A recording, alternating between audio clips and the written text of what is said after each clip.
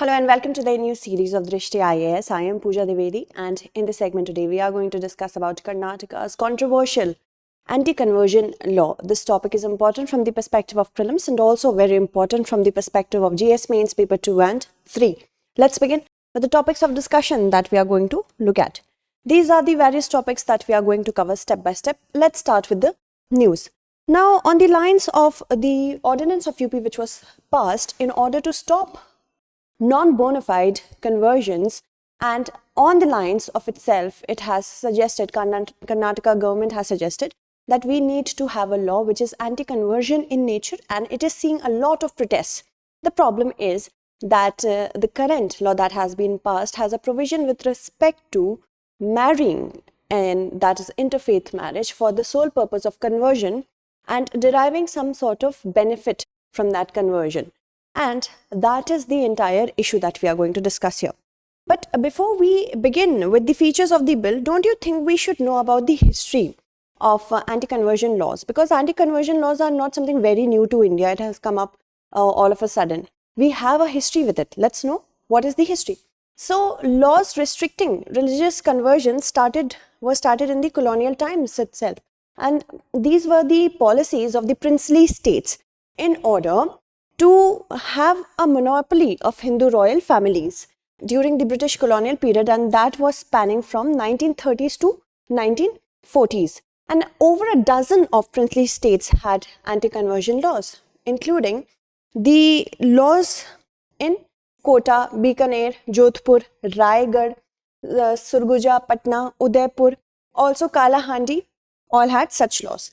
And the motive was that in an attempt to preserve Hindu religious identity in the face of British missionaries. As we know that at that period of time, British missionaries had a gateway in India to conversion, and the conversion was specifically through the tribal areas, scheduled castes and scheduled tribes areas in the northeastern region, even in the southern region, and many Hindu princely states started fearing that. And in order to stop that, this was there.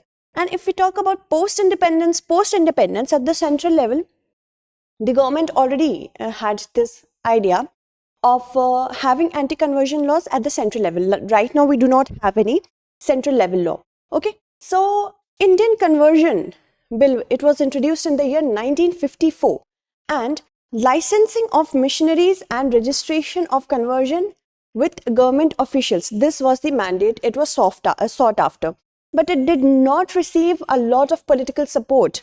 That is why it got cancelled. Then we also had in the 1960 Backward Communities Religious Protection Bill, and the mandate was aiming to checking conversions of Hindu to non-Indian religions. Non-Indian religions means those religions which were non-Indian in nature: Islam, Zoroastrian and Christianity. These were targeted against. And again, it did not receive a lot of support, so it also was not passed. Then comes the Freedom of Religion Bill. This was introduced in 1979, and here official curbs on inter-religious conversion was aimed at. Now, this was also not supported. Then in 2015, the government decided that the union government said we cannot have a central level law. So it should be handed over to the states. Why? Because law and order is a part of the state list. Now, if we talk about handing over to the states, freedom of religion laws are currently into force in 8 states. Which ones? In Orissa since 1967, Madhya Pradesh 1968, Arunachal Pradesh 1978, Chhattisgarh 2006, and Gujarat since 2003. Then we have Himachal Pradesh 2006 and 2019, and Jharkhand since 2017, Uttarakhand since 2018. So Uttar Pradesh is also one of them, and Uttar Pradesh, Uttarakhand and Himachal Pradesh. These are the sole 3 states when we talk about conversion through marriage. It talks about non-conversion through marriage, in the sense, if any person will marry another person just for the purpose of conversion, or the marriage results into conversion, that has been criminalized, in the sense that if we talk about Special Marriages Act, in that it is said that we do not need to convert for marriage. That is the defense of the government that has been taken by these three states. Which ones? Uttarakhand, Himachal Pradesh and Uttar Pradesh, and now Karnataka is also on the similar lines. Let's move forward and talk about the laws passed in Himachal Pradesh and Uttarakhand, and they also declare a marriage. We have discussed this. Marriage to be void if it was solemnized for the sole purpose of conversion. Not love, not any other thing, but sole purpose of conversion. It was done solely for the purpose of marriage. Tamil Nadu in 2002 and Rajasthan in the year 2006 and 8 also passed similar legislation. But Tamil Nadu saw a lot of protests from the religious minority community, that is the Christian community, and it got cancelled. For Rajasthan, it did not get support from the governor and the president. This bill was then cancelled. In November 2019, Uttar Pradesh, we have already discussed about it. Uttar Pradesh also passed an ordinance with respect to anti-conversion bills. So let's move forward and talk about the feature of the current bill. It's a lot of data for you to understand, so I'm going to read it out. Whenever it would be necessary for me to explain anything, I will come here. Okay, so features of the bill. It prohibits conversion from one religion to another by misrepresentation, force, fraud or allurement of marriage. If any person allures with the proposal of marriage and says that you can only marry me if you convert into my religion, that has been criminalized. Then misrepresentation, any sort of lie or fraud or allurement with the help of cash. Okay, that is one thing. Complaints regarding conversion, it can be filed by a family member or any other person who is related to the individual who is getting converted.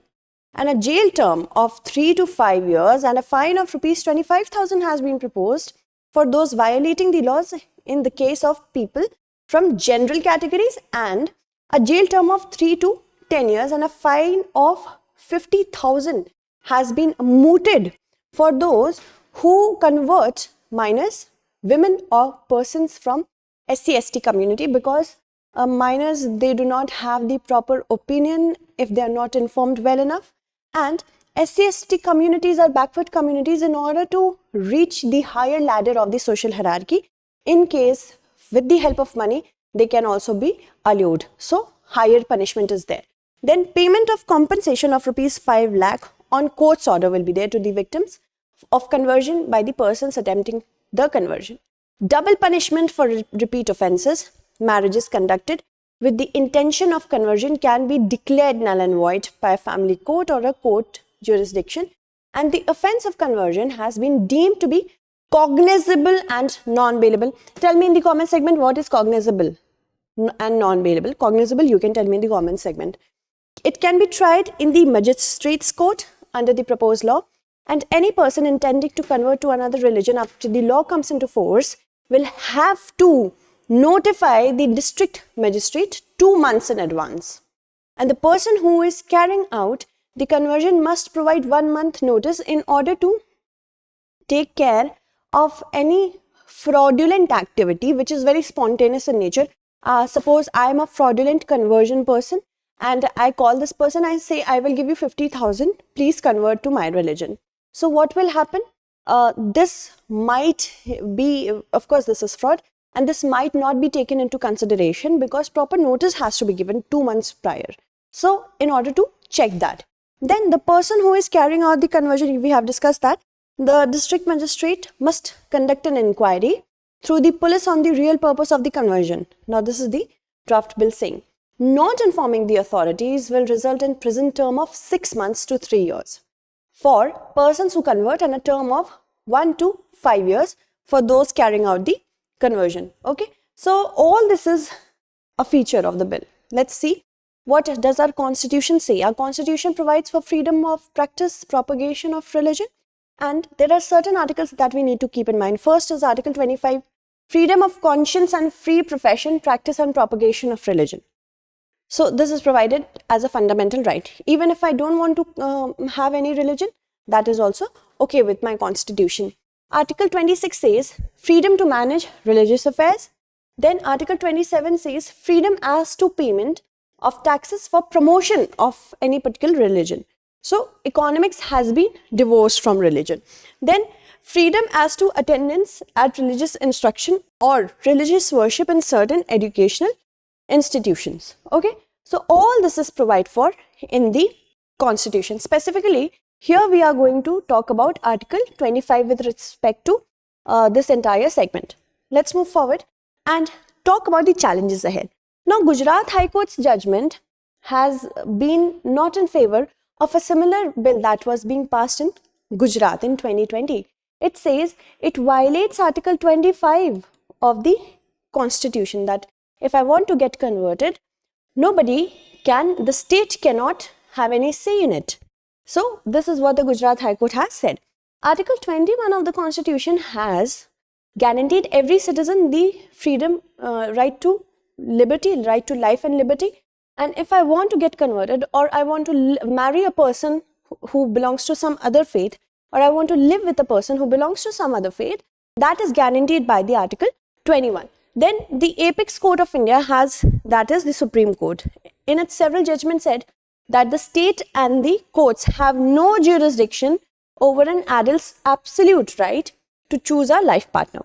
In the Lily Thomas and Sarla Mudgal case, although the apex court has said that if any person converts to any religion with any bona fide belief, if I do not believe in Islam, if I do not believe in Christianity, and just to derive benefits in terms of any monetary gain or some sort of legal backing or some sort of advantage with the help of the state, that is not going to be considered as proper conversion.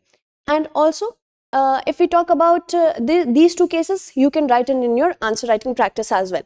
Salamat Ansari Priyanka Kharwar case of Allahabad High Court 2020, it said that any person who wants to live with a person who belongs to some other religion, now the state cannot have a say in it because that is guaranteed by Article 21 and 25.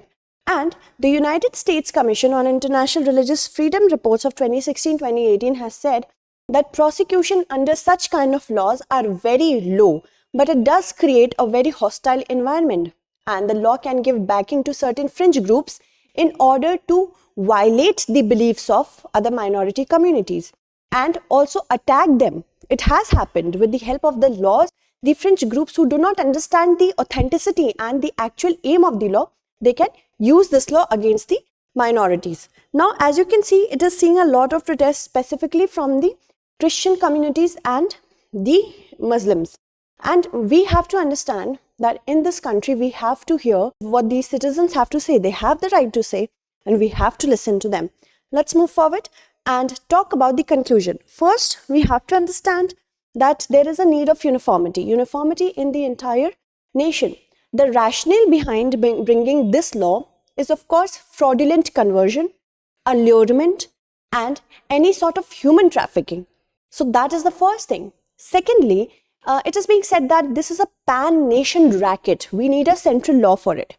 And the government is now reluctant. Why? Because the law and order is a state affair. So, Article 18 of Universal Declaration of Human Rights has said that everyone has the right to freedom of religion, including changing their faith. And since it is a state subject, the center can frame a model like the model law on contract farming. And one thing is very peculiar over here, because there is an exemption in the bill of Karnataka. It says that if a person converts to any other religion other than his or her own, and then immediately converts back, that is not considered a crime. Now this is something of an anomaly. Then states, while enacting anti-conversion laws, should not put any vague, ambiguous provision, because it will give rise to lot of judicial hassles. If anything is very open to interpretation, it has to go back to the judiciary time and again. Then we have to talk about including a provision to mention the valid steps for conversion.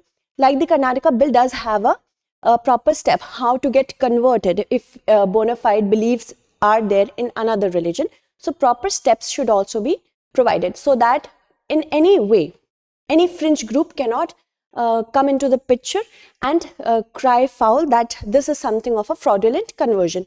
And people specifically who belong to the communities of scheduled castes, scheduled tribes, OBCs, women, and other minority groups, they should be talked about and they should be informed about what are the consequences of fraudulent conversion or allurement through money conversion. We need an awareness program, right? So let's look at our mains based question. Please do practice it, very helpful for your mains answer writing.